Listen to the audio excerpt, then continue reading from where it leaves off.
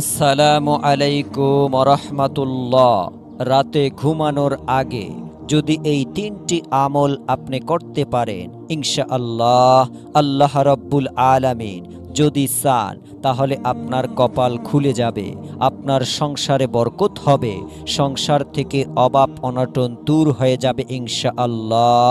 আপনি যদি রাতে ঘুমানোর আগে এই তিনটি আমল করতে পারেন, সমস্ত বিপদ আপদ কেটে যাবে। আল্লাহ রাব্বুল আলামিন ফেরেশতাদের মাধ্যমে আপনাকে হেফাজত করবে।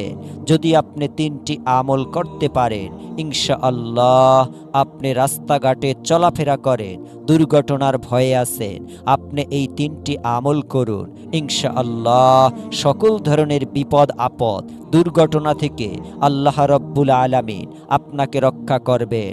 শুধু আপনার মন থেকে ইয়াকিন এবং বিশ্বাসের আস্থা রাখুন।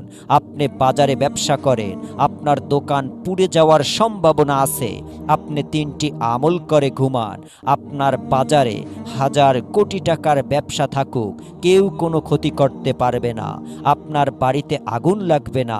আল্লাহ তাআলা সর্বপ্রকারের সমস্ত বিপদ থেকে আপনাকে হেফাজত করবেন ইনশাআল্লাহ। এই তিনটি আমল আপনি করতে পারলে আপনার সম্পদে বরকত দিবে, আপনার ঘরে বরকত দিবে। অবশ্যই আপনি এই তিনটি আমল ঘুমানোর আগে করবেন। এখান থেকে মানসিকভাবে সবাই তৈরি হয়ে যান, মানসিকভাবে সবাই প্রস্তুত হয়ে যান যে আমি রাতে ঘুমাবো, এই তিনটি আমল না করে আমি ঘুমাবো না, এই তিনটি আমল আমি করে ঘুমাবো। প্রিয় দর্শক, তাহলে চলুন সরাসরি এই তিনটি আমলে চলে যায়। সুপ্রিয় দর্শক, এই তিনটি আমলে সর্বপ্রথম যেই আমলটির কথা আমি আপনাদেরকে বলবো সেটি হলো দুরূদ শরীফ। আপনি রাতে ঘুমানোর আগে কমপক্ষে একবার হলেও আপনি দুরূদ শরীফ পাঠ করবেন। আপনি যদি রাতে ঘুমানোর আগে একবার দুরূদ শরীফ পাঠ করেন, আল্লাহর নবী রাসূল করিম সাল্লাল্লাহু আলাইহি ওয়াসাল্লাম বলেছেন, যদি কোনো ব্যক্তি একবার দুরূদ শরীফ পাঠ করে, আল্লাহ তাআলা ওই ব্যক্তির উপর রহমত নাজিল করেন। সুবহানাল্লাহ।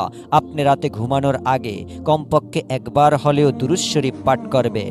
একবার দুরূদ শরীফ পাঠ করলে আল্লাহ তাআলা আপনার উপর 10 বার রহমত নাজিল করবেন।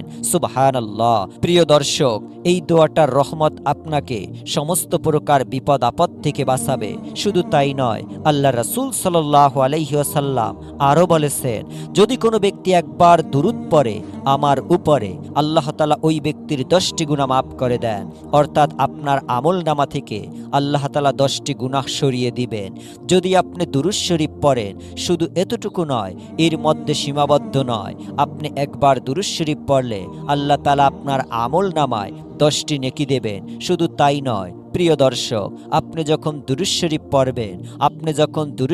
পড়বেন, আপনার নাম ঠিকানা সহ আপনার পিতামাতার নাম সহকারে ফেরেশতারা আল্লাহর রাসূল সাল্লাল্লাহু আলাইহি ওয়াসাল্লামের কাছে তা পৌঁছে দিবেন। রাসূল করিম সাল্লাল্লাহু আলাইহি ওয়াসাল্লাম আপনার বান্দা অমুক জায়গা থেকে আপনার উপর দুরূদ পাঠ করেছে। আপনি যখন দুরূদ পড়বেন, আল্লাহর রাসূল সাল্লাল্লাহু আলাইহি ওয়াসাল্লাম তা শুনবেন এবং খুশি হবে। এখন আমাদের মধ্যে অনেকেই আমরা রয়েছি যারা দুরূদ শরীফ পাঠ করতে পারি না, দুরূদ শরীফ পড়তে জানি না। প্রিয় দর্শক, দুরূদের মধ্যে সবচেয়ে শ্রেষ্ঠ দুরূদ হচ্ছে দুরূদে ইব্রাহিম, যেটা আমরা নামাজে পড়ে থাকি। আপনি যদি দুরূদে ইব্রাহিম পড়তে না পারেন, তাহলে সবচেয়ে ছোট্ট দুরূদ যেটা সাল্লাল্লাহু আলাইহি ওয়াসাল্লাম, এটা পাঠ করলেও কিন্তু আপনার দুরূদটি আদায় হয়ে যাবে। প্রথম নম্বর আমল, দুরূদ শরীফ অবশ্যই রাতে ঘুমানোর আগে কমপক্ষে আমরা একবার হলেও দুরূদ শরীফ পাঠ করব ইনশাআল্লাহ।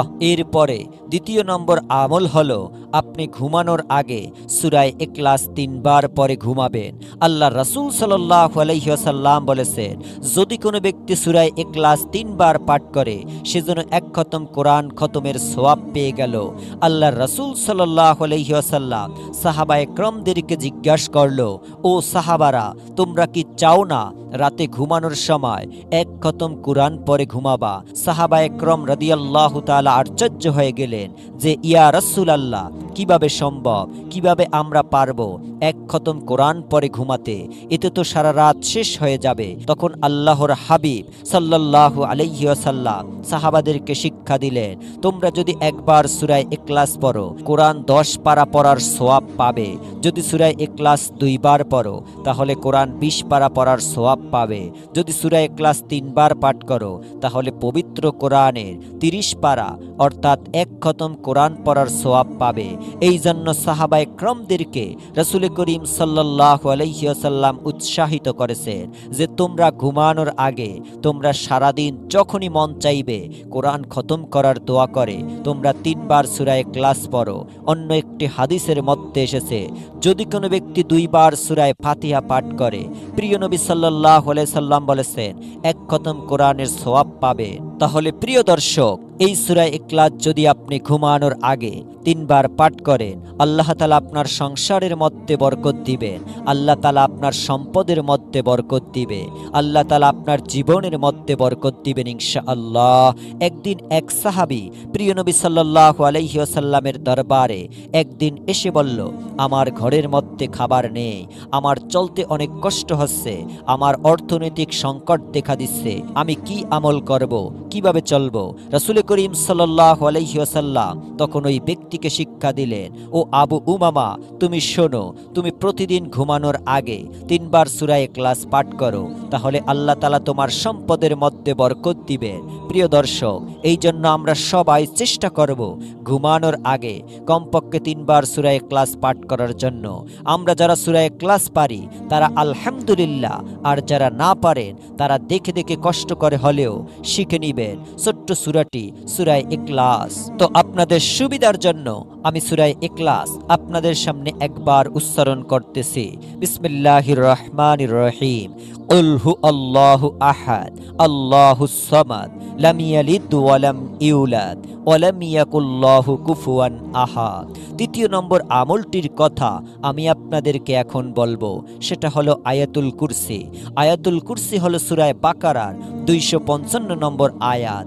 এই আয়াতুল কুরসি হলো পবিত্র কোরআন মাজিদের সবচেয়ে গুরুত্বপূর্ণ আয়াতের মধ্যে একটি আয়াত। এটাকে বলা হয় শ্রেষ্ঠ আয়াত আয়াতুল কুরসি।